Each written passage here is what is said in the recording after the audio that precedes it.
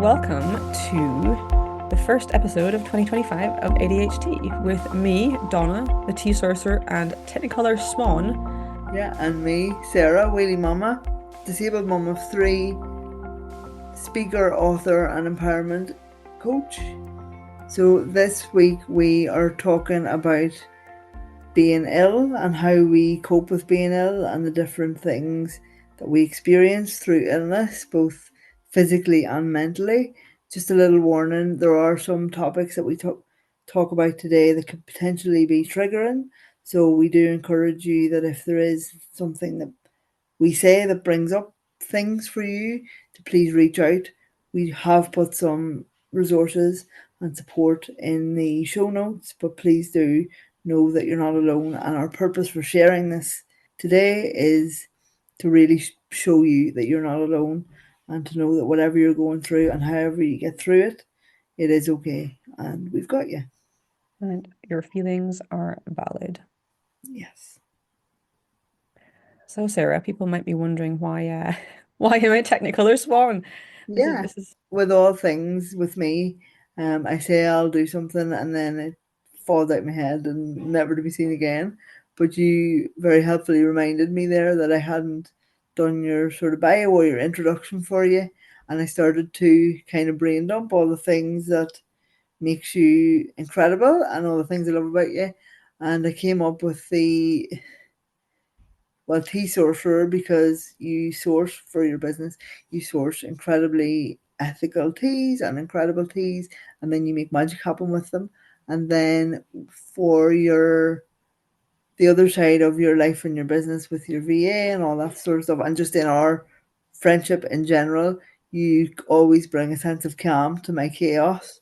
So that's where the swan came in. But then swans are pretty scary. dull and a bit scary, and you are far more vibrant and fun-loving and better all round than a swan. So I just thought, yeah, Technicolor Swan, why not? So that's where we arrived at that one. Thank you. We'll see how that fits. I'm not sure if it fits okay yet, but we'll find Well, out. if anybody else who's listening can think of anything they'd like to add to this from what they know of Donna or what they know so far, please do let us know. We can revisit the old introduction thing. So, what is on your mind and what is in your cup today, Sarah? So what is in my cup? Well, my cup is draining very fast today, but I am drinking an insane amount of orange juice, vitamin C, because I've been, as you have, been ill over the festive period, and I'm so done with being ill. So I'm trying to be healthy and make good choices. So like fresh food, lots of vitamin C, and keep myself hydrated, which, as we all know, is not my natural state. But I'm trying to. No, I'm not trying to, because trying to suggests there's room for failure. I've turned over a new leaf, and I am keeping myself on a healthy trajectory for 2025, because I am over being sick. I am also over being sick. That is definitely what's on my mind as well. It is just, I do not subscribe to this being sick anymore. It is just so boring. I don't want to feel like this anymore. There was about 2 days where I couldn't drink tea, which was Oh very my sad. word, that Hmm. is Yep. catastrophic. And apart from that, I was drinking Siren's Clarity because my throat was Have needing to. it. Yes. It was literally, I was like, yeah, it was growing. I don't know how much we've gone through actually. I need to just check my stock level. But that was definitely a lifesaver. It's the only thing that kind of helped my throat feel any kind of assemblage of normal throughout it all. But yeah. I think any care package I ever send anyone going forward, it's going to have sound clarity in there, because it really is like, and we're not even, that's not a sales pitch, it's not anything, but it really is a lifesaver when it comes to anything to do with throat or congestion, anything like that. It's the only thing that I think has kept me as well as I was for the rest of that year, but I more than made up for it. Over Christmas, it was, yeah, no fun at all. And one thing that I know you and I have talked about it a little bit over WhatsApp in the fleeting messages that we did manage to send to each other when we were sick, but I really noticed how my mental health and my mental well-being is so closely linked to my physical health. So when my Mm. body is kicking my ass, for want of a better expression, my world just feels like it's falling apart. Even though in the midst of Christmas, a happy time of year for the most part, I had lots of reasons to be very grateful and very, very happy this year. But when I was physically so unwell, everything felt like a chore, and everything was just, I was like, poor me, woe is me, this is horrible. I'm dying. Like I said more than once, I'm actually dying.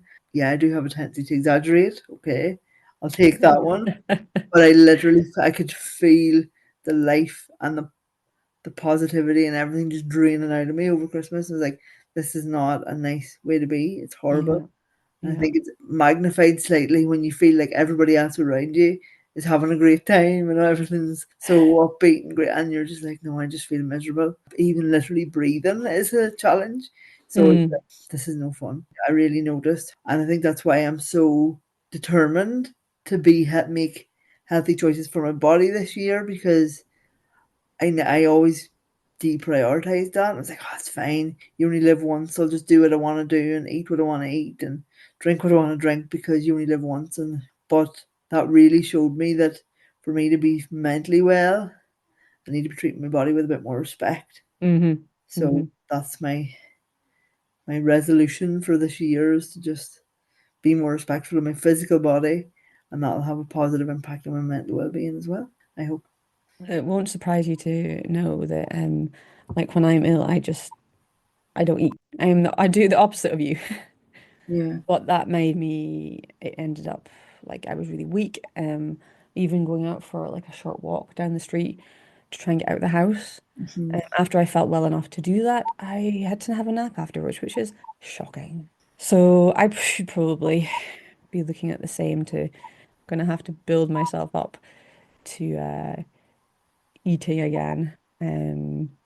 Yeah. Because it's difficult after you don't eat for a wee while to actually sort of get back into that as Yeah. well. Hmm. Um, but I'm trying to eat nutritious, nutritionally dense foods. Is that the right words? Yeah, so you're not having to eat as often, but Mm, you're getting what you need from one yes. meal as opposed to having Yeah. three. Yeah, Yeah, exactly. Just because my my insides won't let me eat too much at the moment, and yeah, probably because I've not eaten so much. yeah. So yeah, it's not fun, but I managed to eat yesterday and I managed to walk back from town today and I didn't need a nap afterwards, which is awesome. So I'm feeling a bit better and actually I'm noticing that my brain's a bit clearer Mm-hmm. because of it as well. And I didn't, I mean, you're saying that there's a link, but I suppose until I personally am experiencing the thing, I don't quite believe you. Oh, 100%. 100%. And but I think that's for me as well. I really felt it this time for the first time ever. And that's why I'm resolute that I'm not going to allow that to happen to me again, because there Mm, definitely is. Yeah, you can read it and you can know it intellectually, but until you feel it and experience it, change will never happen. And that's, hmm. yeah, I'm Yeah. 100%. I Yeah. mean, I've also noticed that I mean, I'm not that great with words anyway. But I've noticed that like words are falling out my head more, so I'm having to describe things in really weird ways.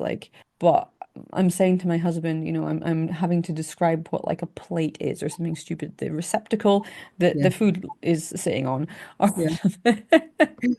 Yeah. But I think, I don't know what your interpretation of why that happens is. And I know obviously neurologically there's reasons and science and all that there. But I think when you are struggling to just do the very, very, very basics, kind of the peripheral stuff, and some of that is language, vocabulary, just even remember my kids' names.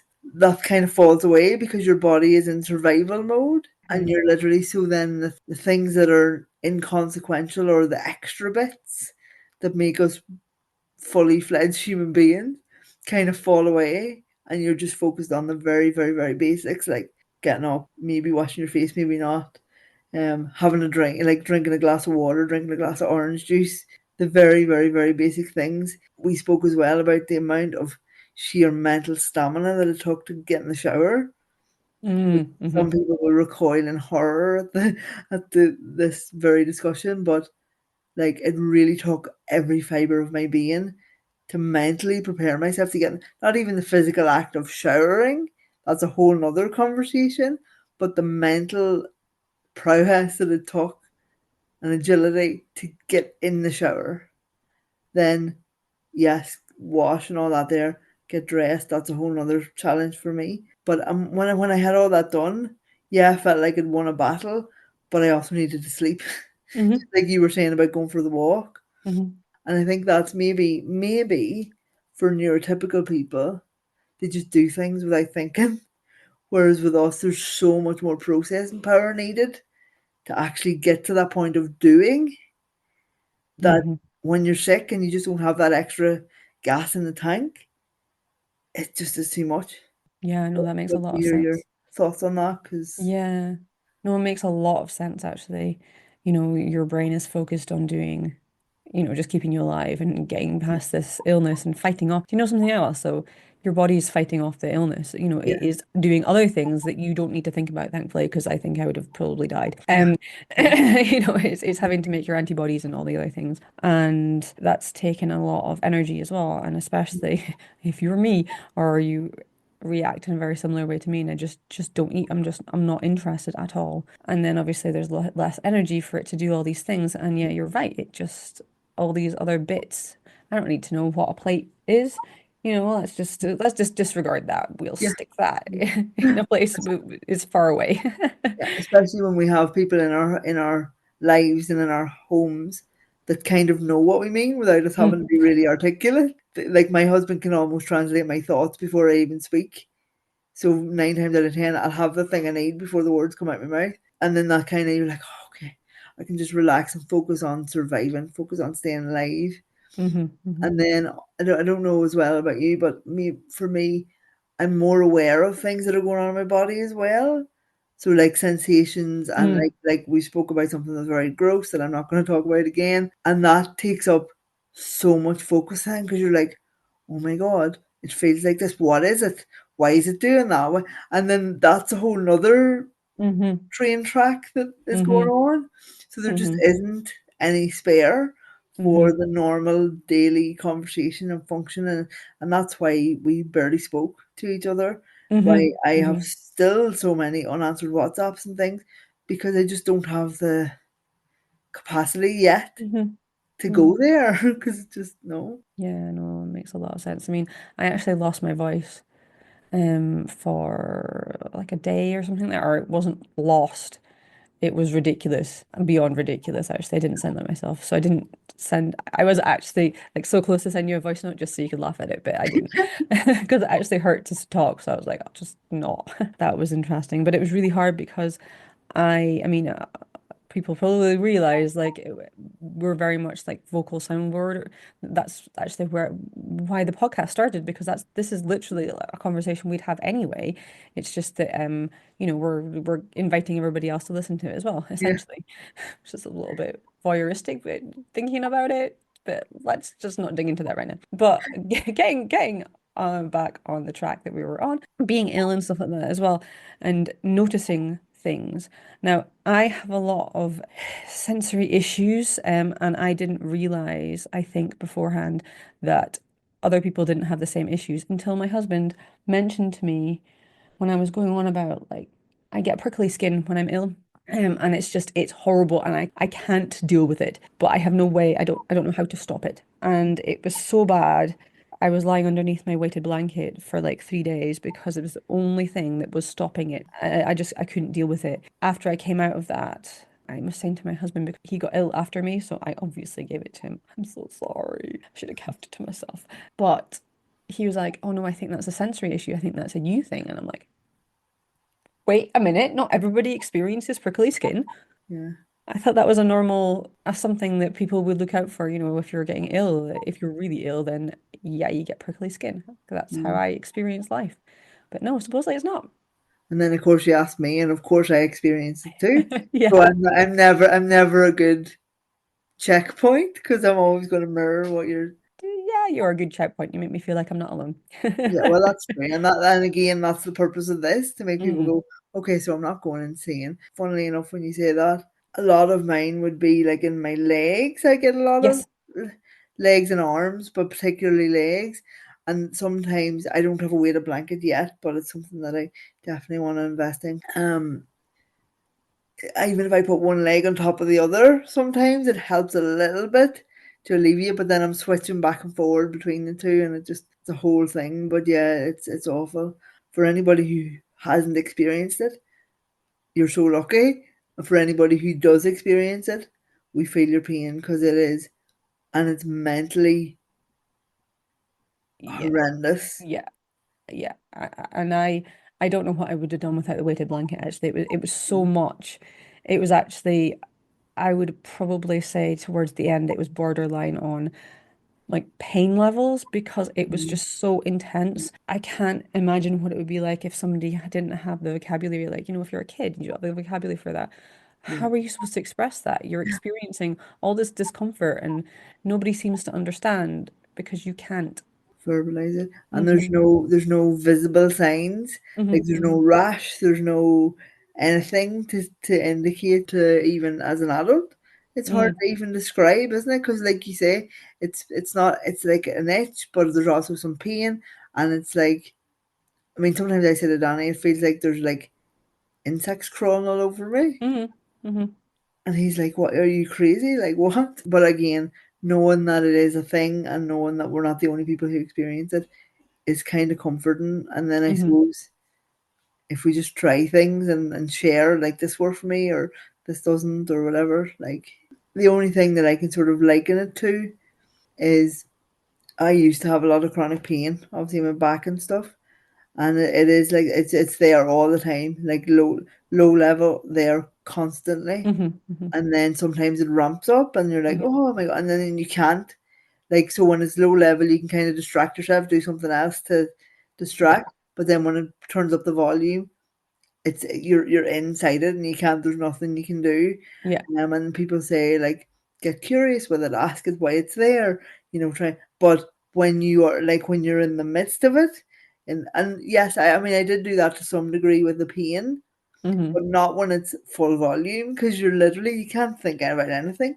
It's No. consumed your very being, and you can't. I There's no think I would getting. be screaming at it if I was speaking to it at that point. Yeah, exactly. Exactly. So you can't, like. There's no getting curious with that. It's like, get me out of this because you're just like I can't. You almost go into like fight or flight. You almost just want Mhm, to get mhm, like mhm. get this away from me. But it's like paralysis. You can't even fight because you're just like, Mm. this thing has swallowed me up, and the prickly skin is very similar. Yes, it's not excruciatingly painful, but it is excruciating from a mental point of view. It's very very similar, and I would equate it in the same mental space as chronic pain for sure. Hmm. I mean, I always feel that I'm a little bit of an imposter when it comes to the whole chronic pain thing because I have I suppose it's never going to go away. Like lots of digestive problems, which a lot of people who have ADHD also do. It's a comorbidity. It's actually something that they look for as well, to see if you've got. Which was interesting when I was speaking to the nurse the last time I had my appointment for my ADHD meds. I asked a few questions, and it is something that they look for. Okay. Um, and also skin issues as well, just as a side note.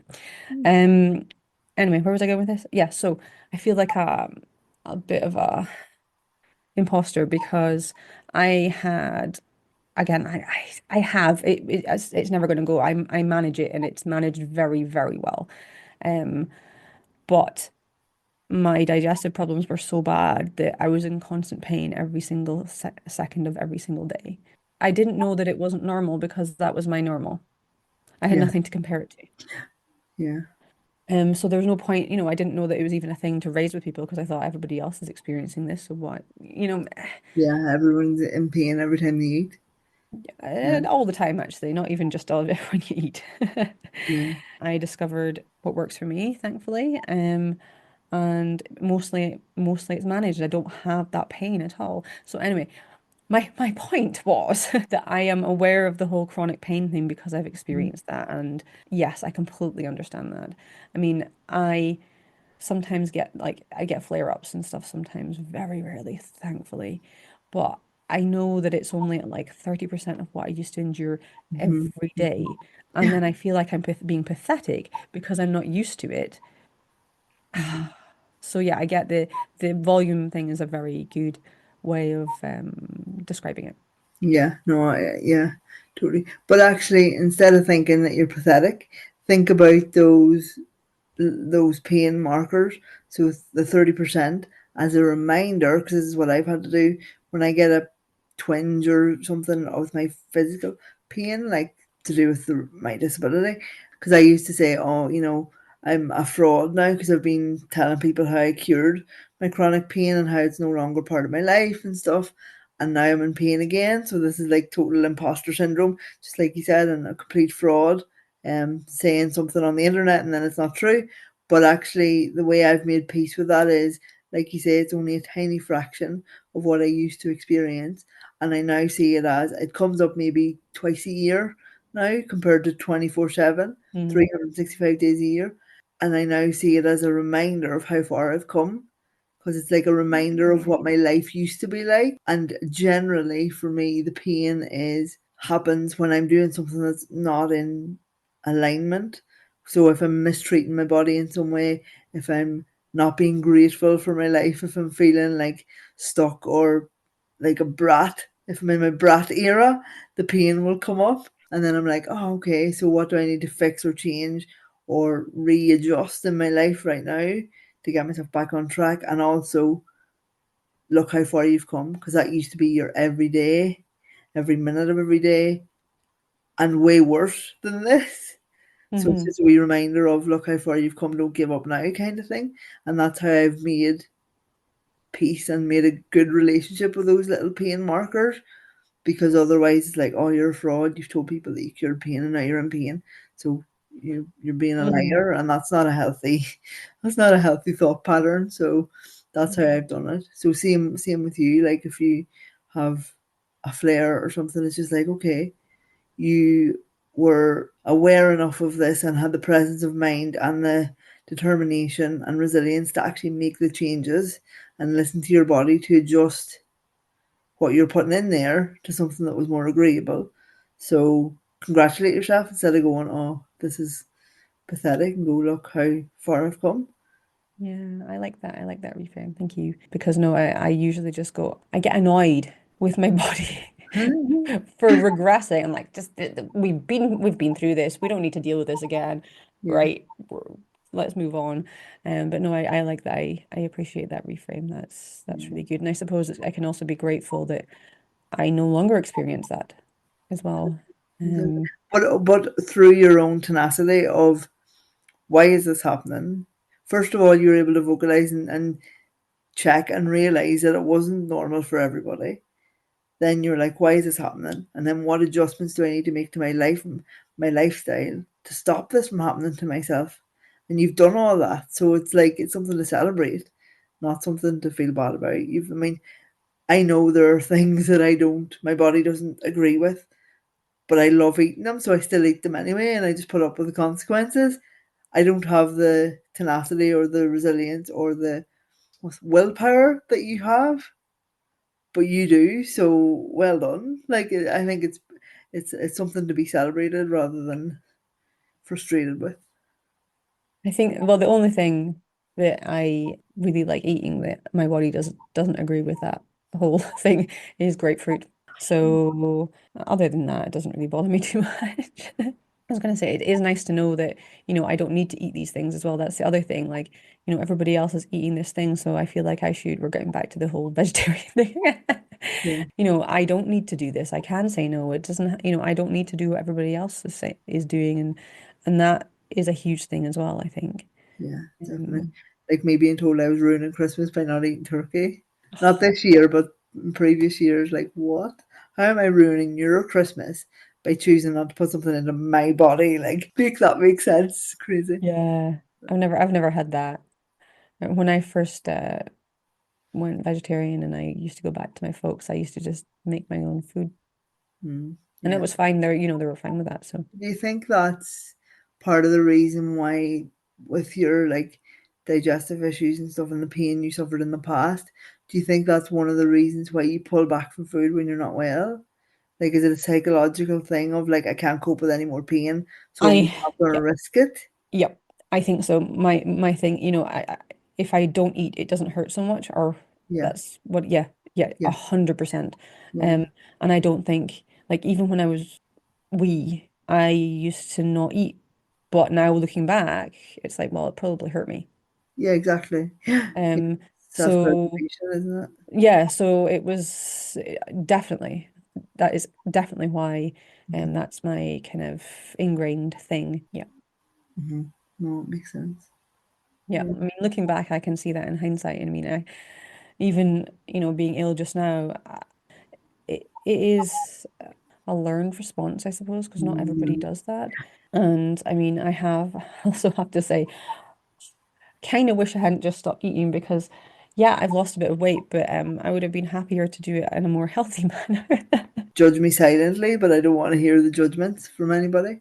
I've done the whole like food replacement things in the past. I see it as like a reset sometimes. So if I go down in terms of nutrition and stuff, I have two kind of thought patterns. So one is like you only live once. I'm going to eat whatever I want to eat. I'm going to just do whatever. But then I do things in excess, so it's not good. And then I have like the big polar opposite of like I'm gonna do like the bare minimum that I need to do to get by. And neither are healthy, neither are right. And I'm very aware of that.